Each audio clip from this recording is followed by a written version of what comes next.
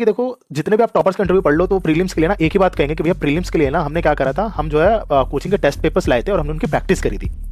अब गाइस ये तो सबको समझ आ जाता है कि जी सबने प्रैक्टिस करी थी, लेकिन क्यों करी थी? क्योंकि देखो रीजन ये है कि इसकी कोई प्रिपरेशन अवेलेबल ही नहीं है। प्रीलिम्स के अगर आप देखने जाओ तो उसका जो सिलेबस है ना बहुत ही मतलब वो है, मतलब स्मॉल सा दे रखा है।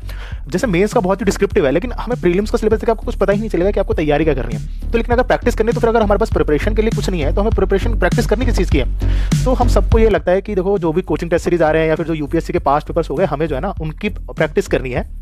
ठीक है, हम उनकी प्रैक्टिस करेंगे तो हमारा जो है मतलब प्रीलिम्स निकल जाएगा। लेकिन दोस्तों मैं आपको एक बात बता दूं, अगर 10 लाख बच्चे मतलब फॉर्म भरते हैं ना और 5 लाख अगर उसमें से सीरियस एस्पिरेंट है, 5 लाख पीपल, तो 5 लाख में से गारंटेड है कि 4 लाख तो देखो टेस्ट सीरीज खरीद ही रहे हैं। ठीक है, आप ये देख लो ना, करोल बाग में जाओ, आप राजेंद्र नगर मार्केट में जाओ, आपको दिख जाएगा वहाँ पे जो जितनी भी शॉप्स है ना वो सारी उनकी फोटोकॉपी की दुकान पर ही तो चल रही है। जितनी फोटोकॉपी बिकती है मतलब इतनी कॉपियाँ तो बिकती हैं। आप ये देख लीजिए। ठीक है, मतलब कोचिंग की टेस्ट और जो पास्ट पेपर्स है ये हर कोई जो भी एस्पिरेंट है ना सॉल्व तो कर रहा है। इसका मतलब इसकी प्रैक्टिस करने से तो सिर्फ काम नहीं चलेगा। ठीक है, अब मैं आपको बताता हूँ तो फिर एक्चुअली में प्रैक्टिस करनी किस चीज़ की है, जो कि हर किसी ने एस्पिरेंट जिन्होंने प्रीलिम्स क्रैक करी है उन्होंने इस चीज़ को फॉलो करा है। देखो इसको स्टार्ट करने से पहले मैं आपको ये बता दूं कि जो भी एस्पिरेंट होता है ना, जिसने भी एक्चुअल में स्टडी कर रखी है, या तो वो स्टार्टर हो या तो वो एक्सपीरियंस्ड हो, उससे कोई फर्क नहीं पड़ता।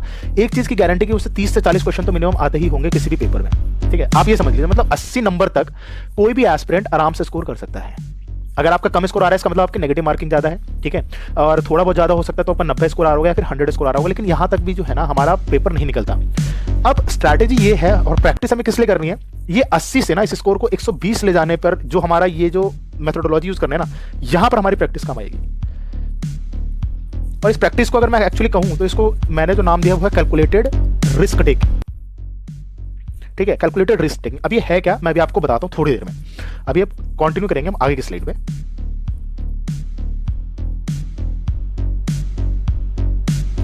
देखिए अब हमें कैलकुलेटेड रिस्क का मतलब है बेसिकली गेस वर्क को इंप्रूव करना। अब जैसे मान लीजिए आपको 30 से 40 क्वेश्चन तो सबको आते हैं। ठीक है, 30 से 40 क्वेश्चन आते हैं हमें। अब हमें जो है 40 नंबर और चाहिए। 40 नंबर के लिए हमें 20 क्वेश्चन सही करने हैं। ठीक है, 20 क्वेश्चन का मतलब ये है कि अगर भैया हमें 40 क्वेश्चन ही आते हैं, ठीक है, हमें 40 क्वेश्चन आते हैं।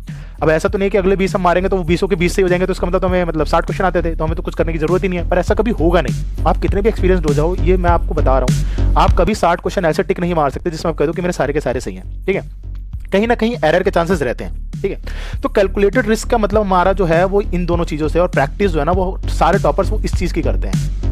ठीक है, आप ये समझ लीजिए प्रैक्टिस जो है ना वो ओवरऑल एनालिसिस और सब्जेक्ट वाइज एनालिसिस। अब इसका मतलब क्या मैं आपको बताता हूँ। जैसे मान लीजिए आप एक कंबाइंड पेपर देख रहे हैं। ठीक है, कंबाइंड पेपर में आपने 40 क्वेश्चन अटेम्प्ट कर लिए। अब उसके बाद आपने ना बाकी के 60 क्वेश्चन में आपने गेस करा।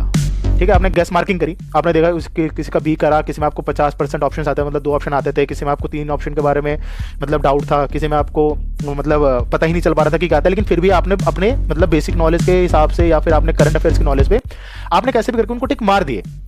ठीक है, अब आपने उसमें देखा कि जो सब्जेक्ट वाइज जब आपने एनालिसिस करा तो आप उसमें देखेंगे कि आपका जो नेट स्कोर है पॉजिटिव है या नेगेटिव है। इसका मतलब जैसे कि मान लीजिए आपने पॉलिटी के मतलब जैसे 40 क्वेश्चन जो कर दिए वो तो आपके अलग है। ठीक है, 40 के बाद मान लीजिए आपने गेस वर्क करा 60 क्वेश्चन का।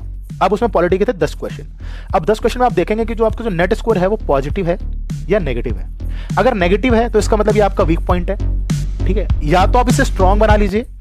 ठीक है, ये तो एक तो प्रोबेबिलिटी ये आप तो इसे स्ट्रॉन्ग बना लीजिए, या फिर दूसरा जब आप प्रीलिम्स का पेपर करने जाएंगे ना तो अब आपको पता है कि पॉलिटी में मैक्सिमम क्वेश्चन आपके गलत ही होते हैं, आपको इसमें मतलब गेस वर्क मारना ही नहीं है। इसे कहते हैं कैलकुलेटेड रिस्क टेकिंग, क्योंकि आपको पता है कि अगर पॉलिटी में आप मारोगे तो आपका प्रीलिम्स का पेपर जाएगा ही जाएगा। ठीक है, क्योंकि आपका जो ओवरऑल स्कोर आता है वो हमेशा नेगेटिव आता है। आपने 100 पेपर सॉल्व किया, आपको पता चलेगा कि भैया 100 में से 90 पेपर में मेरा हमेशा नेगेटिव स्कोर आता है, तो आपको इसमें करने की जरूरत ही नहीं है। हो सकता है कि आपका इकोनॉमिक्स ऑप्शनल हो और आपका हमेशा उसमें पॉजिटिव आता है। इसका मतलब अगर आप आंख बंद करके भी उसमें अगर मतलब गेस वर्क करते हैं 50-50 वाले में, तो आपको पता है उसका नेट स्कोर पॉजिटिव जाना है, तो आपको प्रीलिम्स में आपको क्या करना है, आपने सारे क्वेश्चन सॉल्व कर लिए, आपने 50-50 वाले भी सॉल्व कर लिए, गेस वर्क कर लिया। अब आपको पता है इकोनॉमिक्स में हमेशा आपका नेट स्कोर पॉजिटिव जाता है, तो आपको क्या करना है, इकोनॉमिक्स से सारे क्वेश्चन अटेम्प्ट करके कराने हैं। उससे फायदा क्या होगा, मान लीजिए अगर 2 नंबर से या 1 क्वेश्चन से भी अगर आपकी कट ऑफ जा रही है ना, तो आप यहाँ पर आपको ये जो रिस्क टेकिंग है ना ये आपको गारंटेड बचाएगा।